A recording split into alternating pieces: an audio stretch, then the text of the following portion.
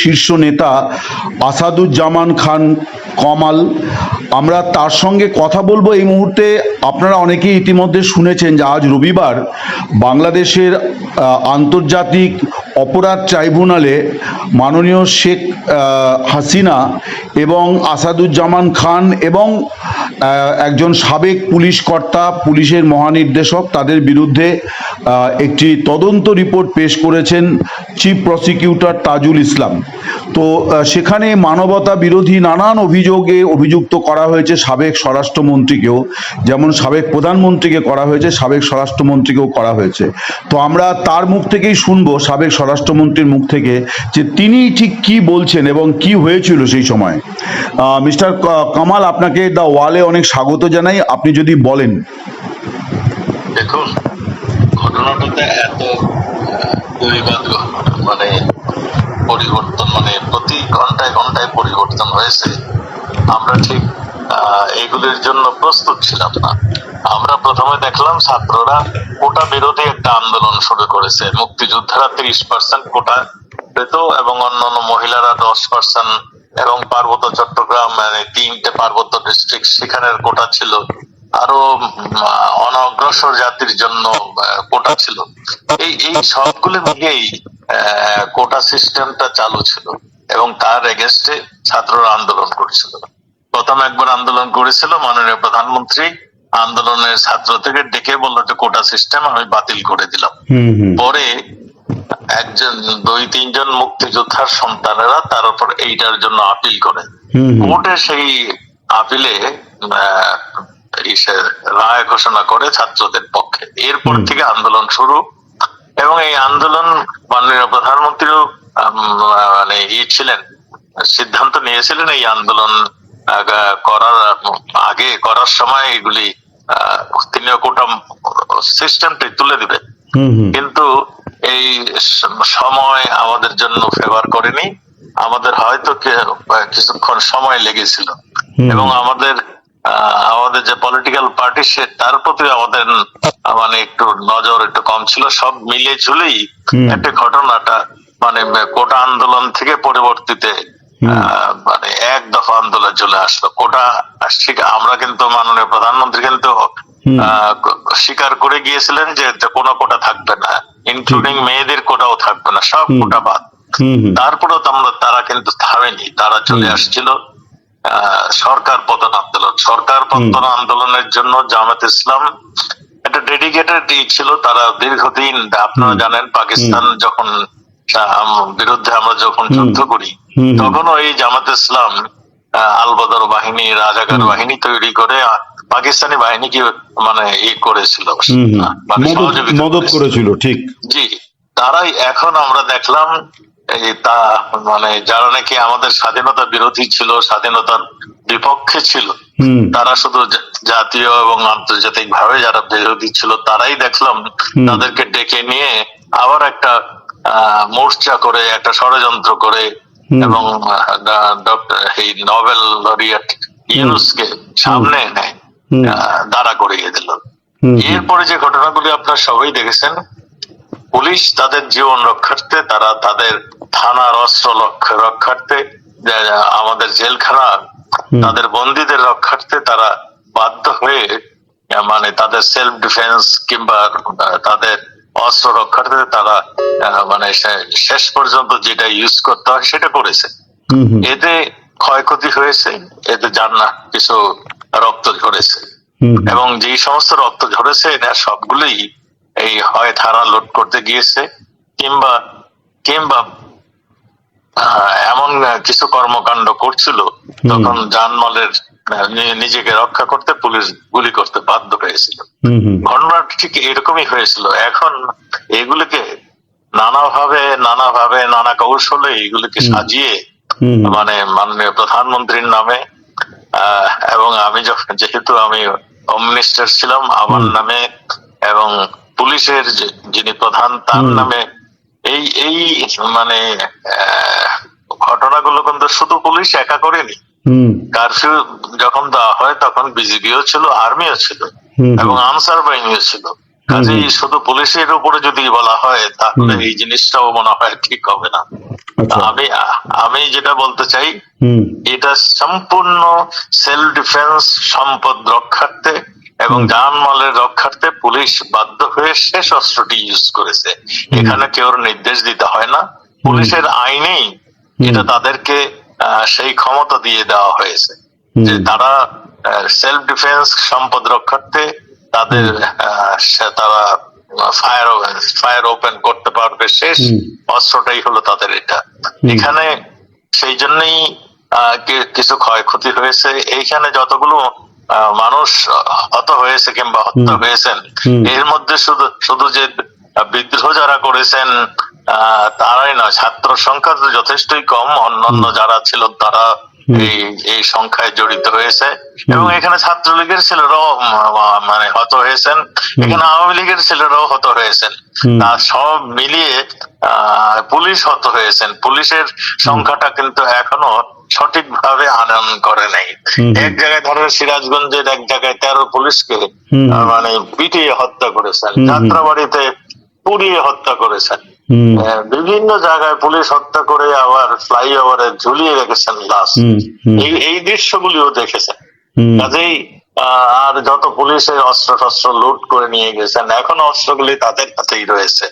এই সবগুলি মিলে ঝুলেই এই ঘটনাগুলি ঘটেছে। এখন কিভাবে আওয়ামী লীগকে দমন করতে হবে, কিভাবে মাননীয় প্রধানমন্ত্রীকে জব্দ করতে হবে, সেই জন্যই এই সমস্ত মামলা অত্যন্ত কৌশলে এই মামলাগুলোকে মানে এই করছেন এবং সেইভাবে ইনকোয়ারি রিপোর্ট গুলি আসছেন।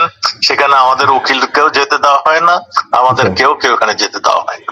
একটা প্রশ্ন আমি করছি, মানে এতগুলি মানুষ, প্রায় 450-500, মানে যে যদি মূল ফিগারটাকেই ধরি, মানে এত মানুষকে পুলিশ হত্যা করলো, তাহলে পুলিশের কি বা সরকারের তরফে কোনো নির্দেশ? আপনি তো স্বরাষ্ট্রমন্ত্রী ছিলেন, মানে আপনি কোনো নির্দেশ দেননি আপনি বলছেন? আমাদের কোনো নির্দেশ দেওয়ার তো প্রয়োজন হয় না। আচ্ছা, আমাদের পুলিশের উপরে যেই মানে এটা ছিল, আমরা কি ওইখানে যে দাঁড়িয়েছিলাম যে গুলি শুরু করুন, এটা তো যারা অধিনায়ক ব্যাটেল ফিল্ডে তো দেখেন আর্মির যে যিনি কমান্ডিং অফিসার তিনি করেন। আমাদের পুলিশ অফিসাররা তাদের ডিউটি পালন করেছেন। তারা প্রথমে হুইসেল বাজিয়েছেন, তারপর ব্যারিকেড দিয়েছেন, তারপরে মানে গ্যাস মেরেছেন, জল কামান দিয়েছে। তারপরে যখন মানে তাদের উপরে যখন গুলি শুরু করেছে, মানে আগুন ধরিয়ে দিচ্ছে, তখন তারা লাস্ট স্টেজে এটা করেছে। আজকে অভিযোগ আর এই 400-500 কথা বলেন, এখানে পুলিশ এইখানে আমার জানা মতে এই সংখ্যা অনেক কম। এবং আমিও তদন্ত করে দেখেছি, এক লোক নাম মামলা হয়েছে, সে কোর্টকে জানিয়ে দিচ্ছে যে আমি তো মরিনি। এই ধরনের ঘটনাও আছে। না, রাষ্ট্রসংঘের একটা রিপোর্ট হচ্ছে, সেখানে অবশ্য 1400 লোক হত্যা হয়েছে বলে বলা হচ্ছে আর কি। সেখানে এইগুলির যদি আপনারা তদন্ত করেন, 1400 লোকের নাম ঠিকানা করেন, তাহলে দেখবেন 3 বছর আগে মারা গেছে তারও নাম এখানে রয়েছে। এই সবগুলি হিসাব নিকাশ করার একটা মনে হয় সময় আসছে। কয়জন পুলিশ, কয়জন ছাত্রলীগের মানে আওয়ামী লীগের লোক, কয়জন মানে অন্য দলের লোক মারা গিয়েছে, কিংবা কয়জন ছাত্র মারা গিয়েছে, এই সবগুলির বোধহয় হিসাবের একটা সময় আসছে। আমার এই 1400-1500, আমি তো এক রিপোর্টে দেখছি 3100 পুলিশ আহত হয়েছে। এই সবগুলো নিয়েই একটা বিভ্রান্তিকর পরিস্থিতি সৃষ্টি হয়েছে। তো কাজেই এই সবগুলি নিয়ে একটা কমিশন বসানো উচিত আমি মনে করি। আপনি বলছেন যে একটা বিচার বিভাগীয় কমিশন, যেমন শেখ হাসিনা কমিশন গঠন করেও দিয়েছিলেন, যেটা কন্টিনিউ হয়নি পরবর্তী সময়তে। আপনি বলছেন যে এই সরকারি যদি তাহলে তারা যদি মনে করে তাহলে নিরপেক্ষতা বজায় রাখার জন্য একটা কমিশন গঠন করা উচিত। অবশ্যই, আমি তাই তো মনে করি। কারণ পুলিশ বলছে 3100 পুলিশ মারা গেছে, একটা বিদেশি সংবাদপত্রে আমি সেটা দেখেছি। আবার পুলিশ কেউ বলতেছে 500, কেউ বলতেছে 1000, কেউ বলতেছে আবার সরকারি ভাবে বলতেছে আরো কম। আর আমাদের আওয়ামী লীগের নেতা কর্মী যারা মারা গেছে তাদের সংখ্যাও প্রায় 400-500 কম নয়। তারপরে তাদের বাড়িঘর লুণ্ঠন, তাদের ব্যবসা বাণিজ্য পুড়িয়ে দেওয়া, এই সবগুলো তো ক্রাইমের অন্তর্ভুক্ত। আপনারা দেখেছেন 5 তারিখের পরে যে সমস্ত ক্রাইম হয়েছে তাকে ইন্ডিমিনিটি দিয়ে দেওয়া হয়েছে। এই সবগুলি একটা এই কৌশল ছিল, যেটা নাকি মাননীয় প্রধান উপদেষ্টা তিনি পরিষ্কার করে বলেছেন এটা মেটিকুলাস একটা ডিজাইন ছিল, সেই ডিজাইনটাই বাস্তবায়ন করেছেন। এবং আমরা এখন তাই দেখছি, সেই ডিজাইনই একের পর এক আমাদের স্বাধীনতার উপরে আসছে, আমাদের জনগণের স্বার্থের উপরে আসছে, আমাদের দেশের স্বার্থের উপরে আসছে, সেইগুলো আমরা দেখছি এবং আপনারাও দেখছেন। একটা জিনিস বলি, মানে এত বড় একটা ঘটনা ঘটে গেল, হয়তো আচমকাই ঘটলো। আপনি স্বরাষ্ট্রমন্ত্রী ছিলেন, স্বরাষ্ট্র দপ্তরের অনেকগুলি এজেন্সি কাজ করে স্বরাষ্ট্র দপ্তরকে ইনপুট দেওয়ার জন্য। কোনো জায়গা থেকে আপনারা এটা জানতে পারলেন না, তো এটা কি গাফিলতি নাকি এটাও একটা ষড়যন্ত্র ছিল যে আপনাদের? প্রথম কথা আমি বলে দিই, এনএসআই যেটা ন্যাশনাল সিকিউরিটি ইন্টেলিজেন্স যেটা, সেটা মাননীয় প্রধানমন্ত্রীকে রিপোর্ট করেন, এটা আমাকে রিপোর্ট করেন না। ও ওনার 7 দিন পরে পরে তারা একটা আমাকে সামারি দেন। সেকেন্ড থিং হলো ডিজিএফআই, সেটাও মাননীয় প্রধানমন্ত্রী এবং প্রধান সেনাপতিকে রিপোর্ট করেন, এবং আমাকে 7 দিন পরে পরে ইম্পর্টেন্ট কিছু হলে আমাকে 7 দিন কিংবা 15 দিন পরে পরে আমাকে এটা রিপোর্ট করে। আমাদের যেটা পুলিশের সেটা এসবি, সেটাও মাননীয় প্রধানমন্ত্রীকে যে রিপোর্ট করতেন, আমাকেও একটা রিপোর্টের কপি পাঠাতেন। আমরা এইগুলি সবগুলি লক্ষ্য করেছি, এইগুলির ভিতরে তেমন কোনো পূর্বাভাস, এমন কোন সংকেত সেটা এখানে আমি দেখিনি। আমি যেগুলি দেখেছি, মানে এই ধরনের যে একটা ঘটনা ঘটে যাচ্ছে, একটা বৈদেশিক একটা চক্রান্ত আসছে, একটা টাকার একটা ফ্লো আসছে, কিংবা একটা একটা যেটাকে ডক্টর ইউনূস আমেরিকায় যে পরিচয় করে দিল, এরা হলো ওই যে আমাদের হিজবুত বাহিনীর নেতাকে বললো ইনি হলো মাহফুজ আলমকে উনি মাস্টার মাইন্ড বলেছেন। জি জি, মাস্টার মাইন্ড। এই সবগুলো আমরা আমাদের গোয়েন্দা বাহিনী, আমি এখানে বলবো তারা ফেল করেছে, নতুবা তারাও ষড়যন্ত্রের শিকারের মধ্যে ছিল। আচ্ছা, মানে এইটা আপনি নিশ্চিত করে বলতে চান না যে তারা ষড়যন্ত্রকারী? আপনি বলছেন যে তারা করেছে অথবা ষড়যন্ত্রকারী। আচ্ছা, তো এমনি যেহেতু আপনি স্বরাষ্ট্রমন্ত্রী ছিলেন, আপনি কি কোনোভাবে এই পরিস্থিতির কোনো দায় নিচ্ছেন, কোনো মরাল দায় আপনি নিচ্ছেন? যেহেতু আপনি স্বরাষ্ট্রমন্ত্রী ছিলেন এবং পুলিশের বিরুদ্ধে হত্যার অভিযোগ উঠেছে, তো আজকে আপনার বিরুদ্ধেও মানে রিপোর্ট পেশ হলো এবং সম্ভবত নতুন করে গ্রেপ্তারি পরোয়ানাও জারি হবে। সবকিছুই হবে, এরা সবকিছুই চেষ্টা করবে।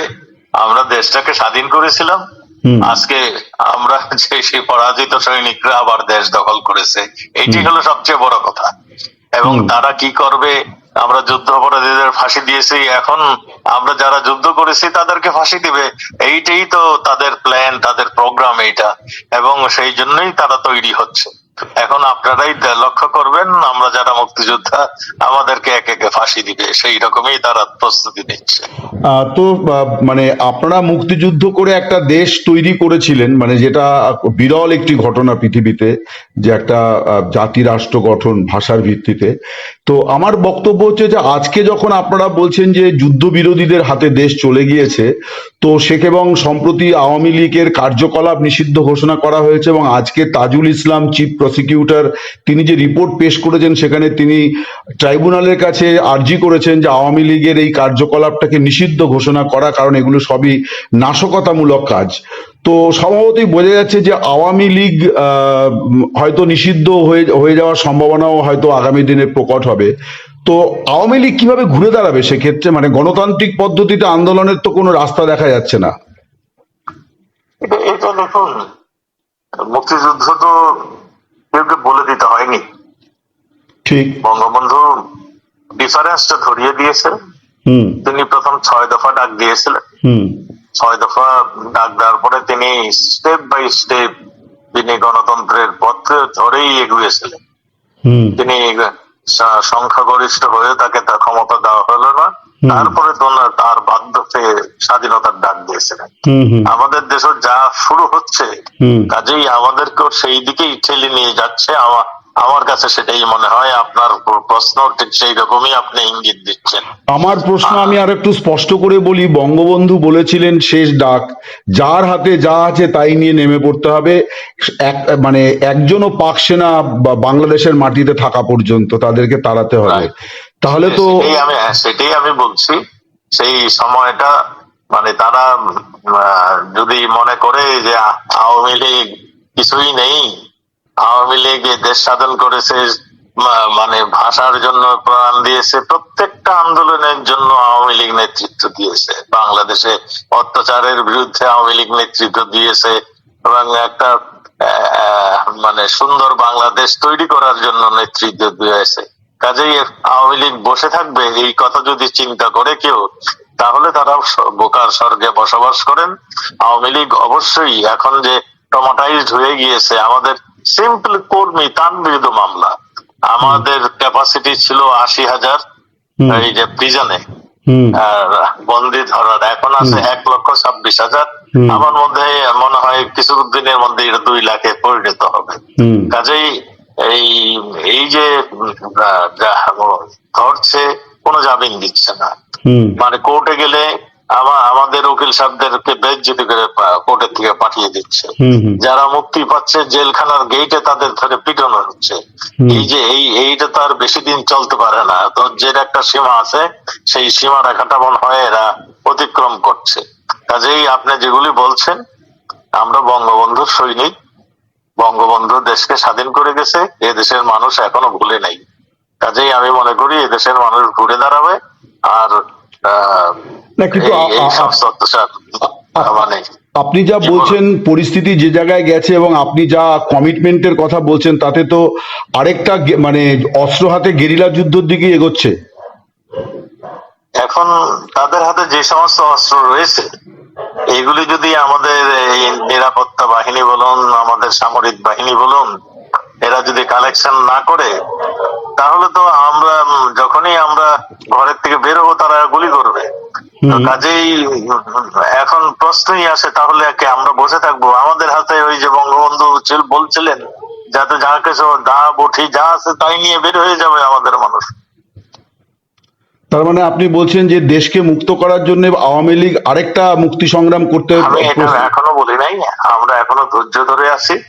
আমরা শেষ মুহূর্তে বঙ্গবন্ধু যেমন ধাপের পর ধাপ আন্দোলনকে এগিয়ে নিয়ে গিয়েছিলেন, আমরাও ঠিক সেই রকম ভাবে আমরা শেষ মুহূর্ত পর্যন্ত আমরা অপেক্ষা করছি। আমরা তারপরে আমরা বসে থাকবো না। ওই বঙ্গবন্ধু আমাদের শিখিয়েছে, রক্ত যখন দিয়েছি আরো দিব, এই দেশকে মুক্ত করে সারবো ইনশাআল্লাহ। 7ই মার্চের ভাষণ, জি, আপনাদের সেটাই এখন পাথেয় আপনি বলছেন। আপনি একটা কথা বলছিলেন যে আপনাদের আইনজীবীদের দাঁড়াতে দেওয়া হচ্ছে না, আপনারা কি এই বিচার ব্যবস্থাকে গ্রহণ করছেন না বর্জন করছেন? আমি যেখানেই যাচ্ছি সেখানেই আপনাদের মতন সাংবাদিকদের, অন্য কোন বিদেশি নাগরিকদের দেখা হলে আমি এইটাই রিকোয়েস্ট করি, আমাদের জন্য যদি কিছু আপনাদের করণীয় থাকে, আমাদের জুডিশিয়ারি সিস্টেমটাকে নিউট্রালাইজ করে দিন। জুডিশিয়ারি সিস্টেমে যে আমাদের মানুষগুলো বিচার পায়, সেই ব্যবস্থাটা করুন। এই ট্রাইব্যুনালকে কি আপনারা গ্রহণ করছেন না বর্জন করছেন? এই যে ট্রাইব্যুনালের বিচার, আমরা অবশ্যই বর্জন করছি। আমরা সেই জন্যই তো বলছি, জুডিশিয়ারি সিস্টেমটা করাপ্ট হয়ে গিয়েছে, একপেশে হয়ে গেছে, দুর্নীতিবাজ হয়ে গিয়েছে। মানে জজ সাহেবরা মানে ইঙ্গিত না পেলে কলম ধরেন না, ইঙ্গিত পেলেই কলম ধরেন, আর না হলে বসেই থাকেন। আপনারা নিজেরও যে লক্ষ্য করেছেন নিশ্চয়ই, কোন সাংবাদিক কোনো কথা বলতে পারে? কোন সাংবাদিক এখন পর্যন্ত এই সরকারের ভিতরে কোনো কথা বলেছে? কাজেই এগুলো সবই আপনারা দেখেছেন। বেশ, অনেক ধন্যবাদ আপনাকে, আপনি ভালো থাকুন। আপনিও ভালো থাকুন। আমাদের সবারই হয়েছে মুশকিল, এরা এতই ভয়ানক, এরা এতই নৃশংস। এই ধরেন আমাদের এই যে আমি ইন্টারভিউ দিলাম, দেখেন আমার বন্ধু বান্ধব পরিচিত আত্মীয় স্বজনের বিরুদ্ধে, এইটার জন্য তারা আবার নতুন করে ষড়যন্ত্র শুরু করবে। যাই হোক, হ্যাঁ সেটা হয়তো হবে, কারণ বেশ কিছু ঘটনায় সেটা দেখাও গেছে। তো দেখা যাক, জেলখানা উপচে পড়লে হয়তো জেলের প্রাচীর ভেঙে গিয়ে আবার বন্দীরা মুক্ত হয়ে যেতে পারেন, সেটাও হতে পারে। হ্যাঁ, আরেকটা মজার খবর আমি আপনাকে বলি। আমি শুনতেছি সুব্রত বাইন একটা নাম করা টেরোরিস্ট ছিল। মোল্লা মাসুদ একটা নাম করা টেরোরিস্ট ছিল। আমরা তাদেরকে ধরেছি এবং ভারত সরকার সুব্রত বাইনকে ধরেছিল। এই সুব্রত বাইন কে ওই যে আমাদের সঙ্গে বন্দি বিনিময়ের চুক্তি ছিল ভারতের, তারা আমাদেরকে দিয়ে দিয়েছিল। সুব্রত বাইন জেলখানায় ছিল, মোল্লা মাসুদ জেলখানায় ছিল।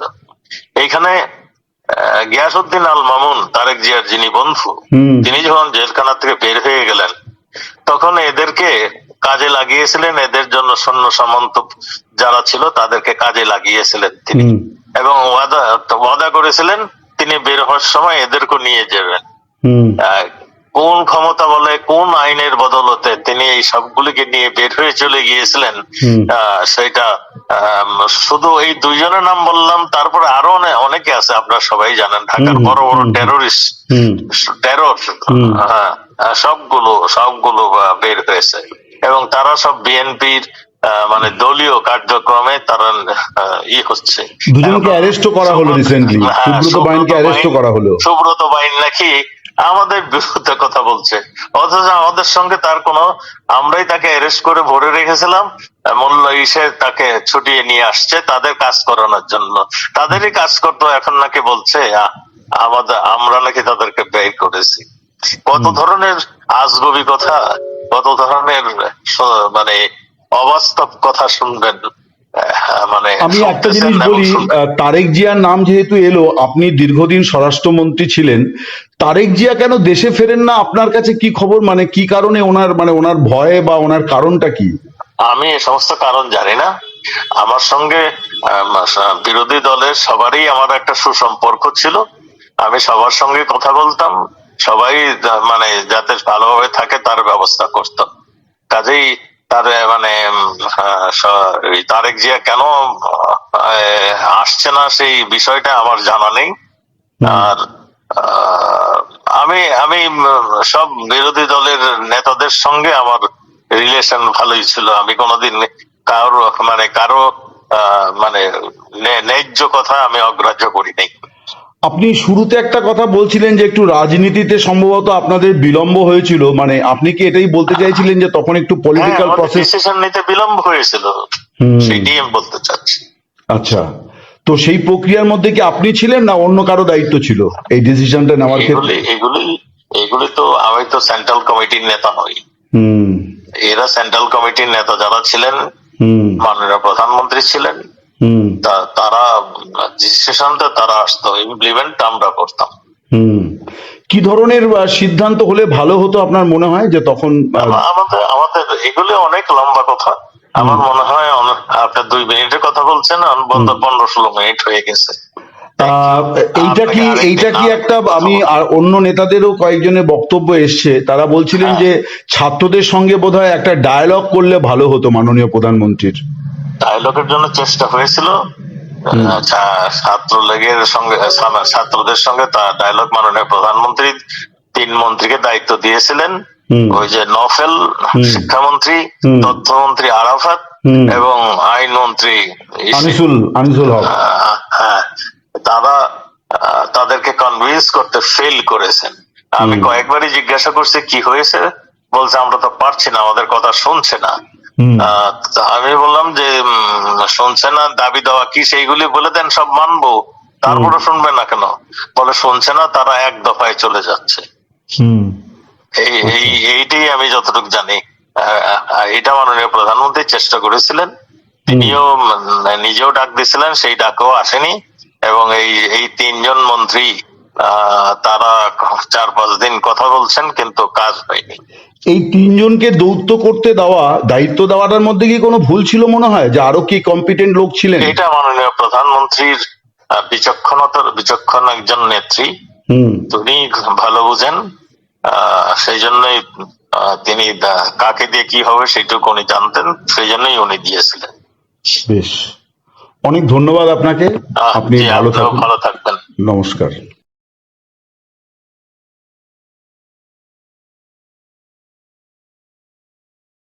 নমস্কার।